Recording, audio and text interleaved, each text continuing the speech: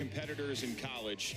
Also a youth clinic held earlier today with the UVA wrestlers participating, both boys and girls of all ages, coming into the arena today, getting some pointers and lessons. Christian, I thought this was really cool. Yeah, Coach, the Paulson brothers, just first class and do a really good job of working with the kids.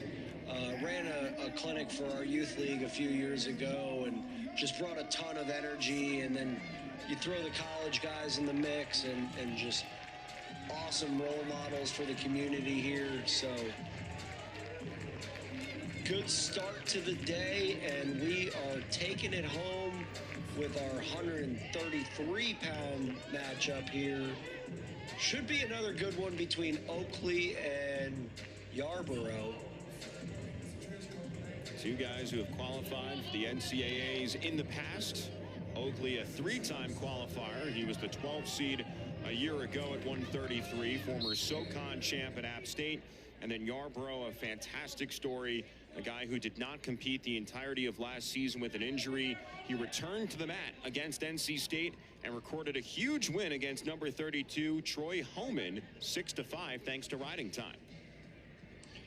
Yeah, Yarbrough is someone that Garland and staff very pleased to have back, not only in the lineup, but back on the team after a tough year last year dealing with injuries.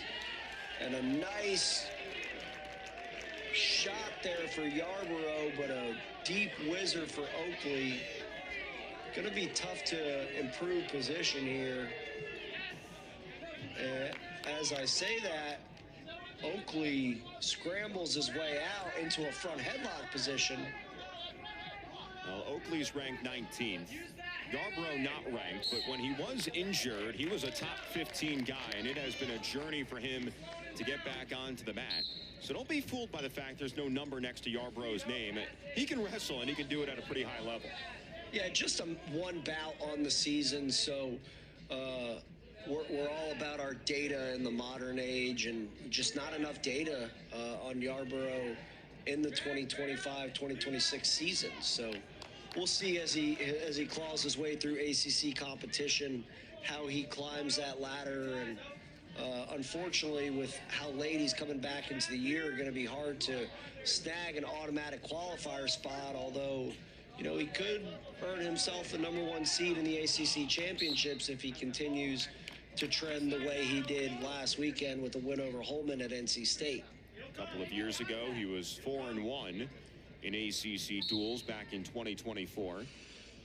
We've mentioned the comeback for him. Coach Garland saying, you know, I have to admit, got really emotional after he won last week. It's been a long time. He's been waiting for him to get back on the mat. So for him to not only come out and wrestle and beat a nationally ranked guy in his first match in almost 2 years, you know, I'm pretty pumped about that. And you could feel the emotion just watching that match the other day, Christian.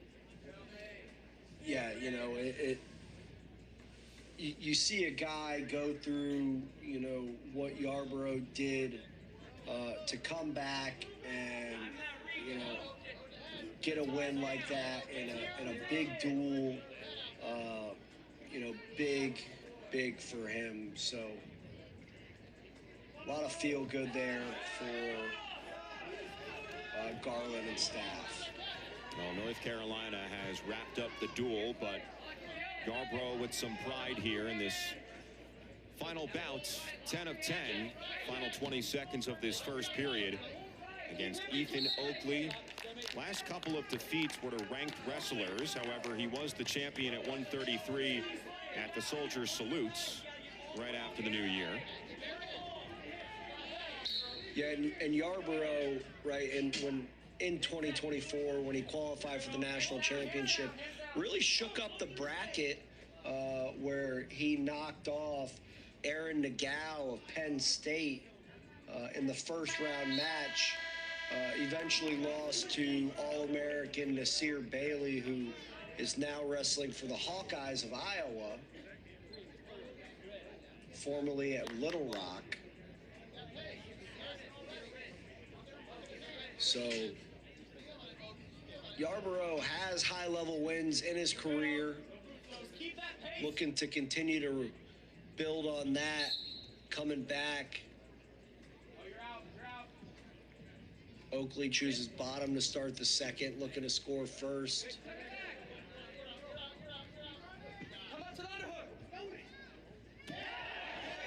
Still searching for our first points. Early stages here of the second period. Oakley looked like he was putting himself in position to get an escape there, but Yarbrough does a good job of following behind, staying behind the arms, and close to an escape there for Oakley, but we run out of real estate. Well, the message from the sideline for North Carolina, right by the edge of the mat. Wear them down, wear them down. That's what the coaching staff is saying towards Oakley. You know, it's always tough to say, right, is what's going to take more energy out, riding or trying to get out on bottom? So probably a stall call coming here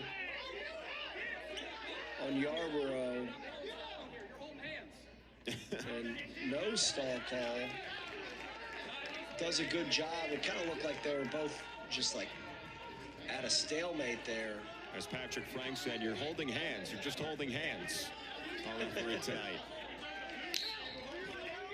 Outside the competition circle. Over a minute riding time for Yarbrough.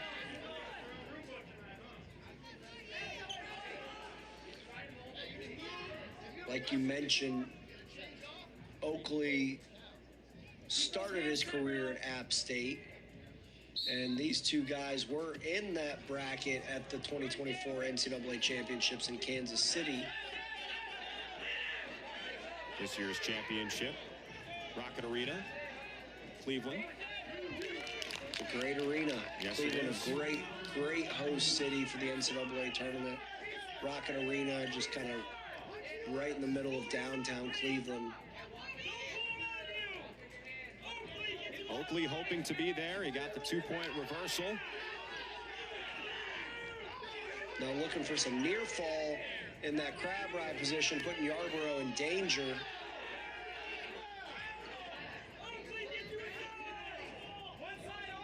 So Yarbrough looking for a reversal or escapes, something here late in the period. And three fingers up on the near fall. So Oakley takes a 5-point advantage going into the third period.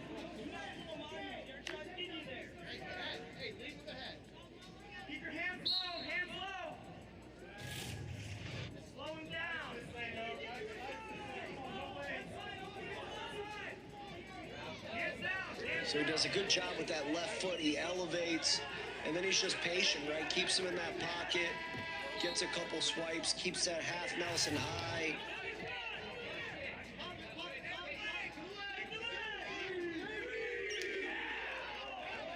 Takedown achieved. 3 more points for Oakley as he is really starting to separate here in our final bounce.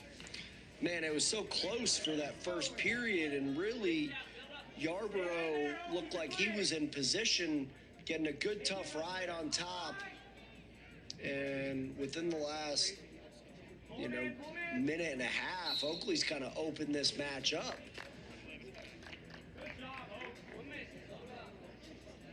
So a reversal, 3 near fall, and a takedown. Looked like Yarbrough was in the driver's seat. Now Oakley looking to tack on a bonus point. He's in major decision territory. Right at the minimum with that 8-point margin. Yarbrough has riding time, but not enough. Nowhere near enough. And back to this grab ride. And Yarbrough looking for a defensive fall. But Oakley does a good job of following the hips and swiveling where he needs to.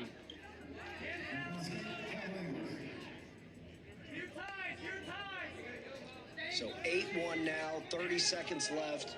We'll see if Oakley tries to open it up and get that extra bonus point. Oakley's 9-4 on the year.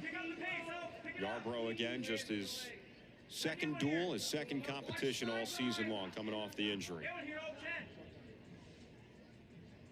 Seems like both are relatively content with the score at this point. And that'll do it here from Charlottesville, Virginia. The two tech falls from Daly and Platt really allowed UNC to separate.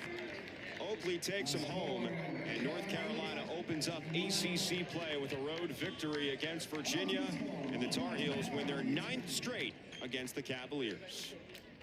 So an 8-1 victory for Oakley, and another good win on the road for the Tar Heels. Commanding victory tonight where the Tar Heels really kind of open it up with 2 tech falls after the midpoint of the duel. So good showing for the Tar Heels. And the Cavaliers dropped to 0-2 in ACC competition. In their first home duel of the season, 8-5 now overall, the Cavaliers. North Carolina improves